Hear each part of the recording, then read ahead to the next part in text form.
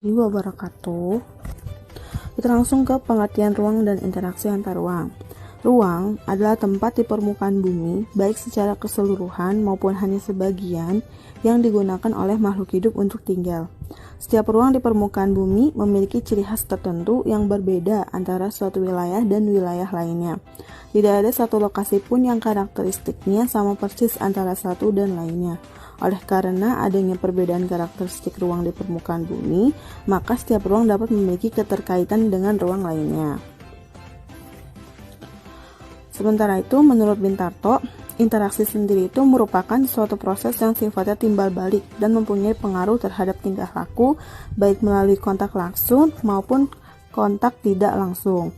Interaksi melalui kontak langsung terjadi ketika seseorang datang ke tempat tujuan. Interaksi tidak langsung terjadi melalui berbagai cara, misalnya dengan membaca berita, melihat tayangan di televisi, dan lain-lain. Interaksi dapat terjadi dalam bentuk perjalanan menuju tempat kerja, migrasi, perjalanan wisata, pemanfaatan fasilitas umum, pengiriman informasi atau modal, perdagangan internasional, dan lain-lain. Interaksi dalam bentuk pergerakan manusia sendiri disebut sebagai mobilitas penduduk. Interaksi melalui perpindahan gagasan dan informasi disebut komunikasi, sedangkan interaksi melalui perpindahan barang atau energi disebut dengan transportasi.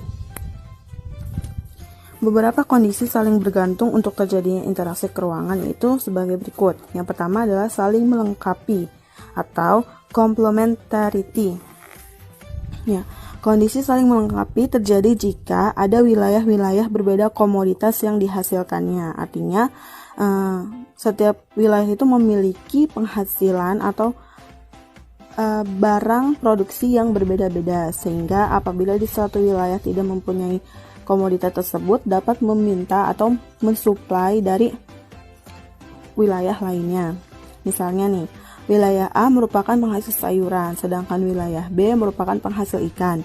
Wilayah A membutuhkan ikan, sedangkan wilayah B membutuhkan sayuran. Jika masing-masing memiliki kelebihan atau surplus, wilayah A melakukan interaksi dengan wilayah B melalui aktivitas perdagangan atau jual beli.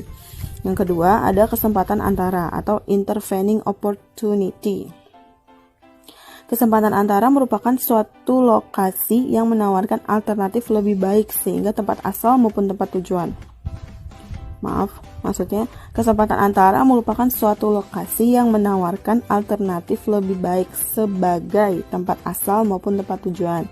Jika seseorang akan membeli suatu produk, maka ia akan memperhatikan faktor jarak dan biaya untuk memperoleh produk tersebut. Misalnya, wilayah A biasanya membeli ikan ke wilayah B, namun kemudian diketahui ada wilayah C yang juga penghasil ikan.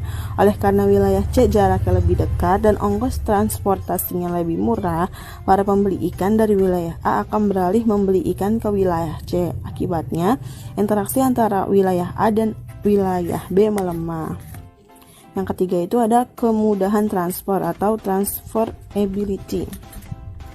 Pengangkutan barang atau orang memerlukan biaya-biaya untuk terjadinya interaksi itu harus lebih rendah dibandingkan dengan keuntungan yang diperoleh. Jika biaya tersebut terlalu tinggi dibandingkan dengan keuntungannya, maka interaksi antar ruang tidak akan terjadi. Kemudahan transport dan biaya yang diperlukan juga sangat tergantung pada ketersediaan infrastruktur, yaitu sarana dan prasarana yang menghubungkan daerah asal dan tujuan. Misalnya, seseorang akan menjual sayuran dari wilayah A ke wilayah B, namun jalan menuju wilayah B mengalami kerusakan sehingga tidak bisa dilalui mengakibatkan orang tersebut tidak jadi menjual sayuran ke wilayah B. Ya, sampai sini dulu untuk subbab berikutnya bisa dilihat nanti di YouTube channel kami.